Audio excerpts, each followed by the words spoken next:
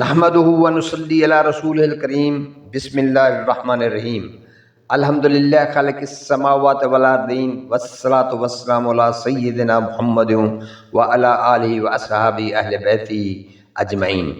معزز خواتین و حضرات، میری آج کی ویڈیو حضرت نوح علیہ السلام کے شجر نسب پر بنائی گئی ہے۔ اس ویڈیو میں بھی میں نے آپ کو حضرت نوح علیہ السلام سے حضرت آدم علیہ السلام تک جتنے نام نسب نامہ میں آتے ہیں میں انشاءاللہ زبانی یاد کرانے کی کوشش کروں گا۔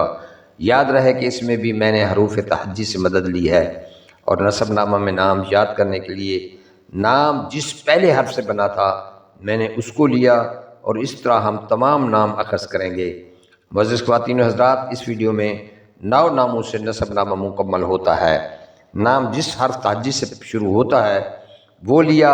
اس طرح حضرت شیث علیہ السلام سے، جو کہ حضرت آدم علیہ السلام کے بیٹے تھے اور ان کو نبوت کا درجہ بھی حضرت آدم کے بعد حاصل ہوا تھا، 9 پشتیں بنتی ہیں۔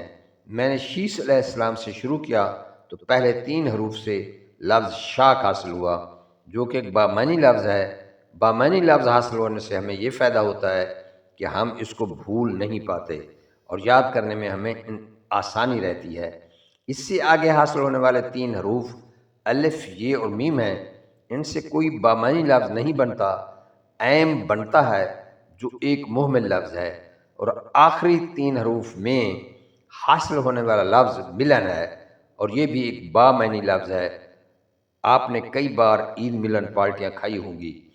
اب شاک، عین اور ملن 3 گروپ ہمیں حاصل ہوئے ہیں۔ اسی ترتیب سے ان کے نام لکھیں گے اور ہم نوح علیہ السلام سے آگے حضرت آدم علیہ السلام تک تمام نام یاد کرتے چلے جائیں گے۔ آئیے اب ہم ان گروپس کی مدد سے نام کو اخذ کرتے ہیں۔ سب سے پہلے ملن کو لیا۔ ملن سے نام اخذ کرنے میں پہلے آخری حرف یعنی نون لینا ہے۔ نون سے نوح بنا، پھر لام لیا، اس سے لالک اخذ ہوا، پھر میم لیا، اس سے متو شالخ اخذ ہوا۔ اب ہم درمیان والا گروپ جو بے معنی لفظ یا مہمل لفظ ہے ایم، اس کو ہم نے سیدھا یعنی الف سے پہلے نام اخذ کریں گے۔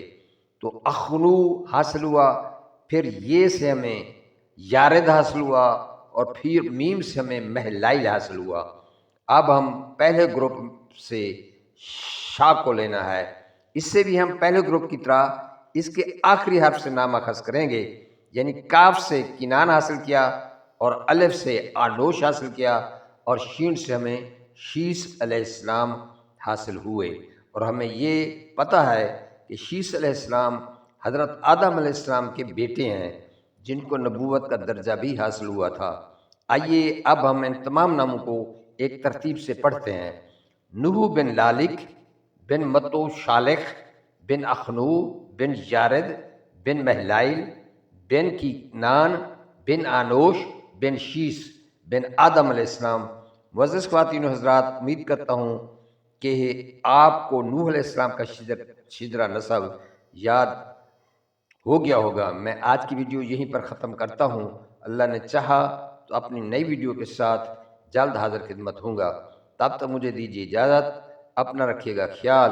شکوہ ظلمت شب سے تو کہیں بہتر تھا، شکوہ ظلمت شب سے تو کہیں بہتر تھا، اپنے حصے کی کوئی شمع جلاتے جاتے۔ والسلام علی نگہبان۔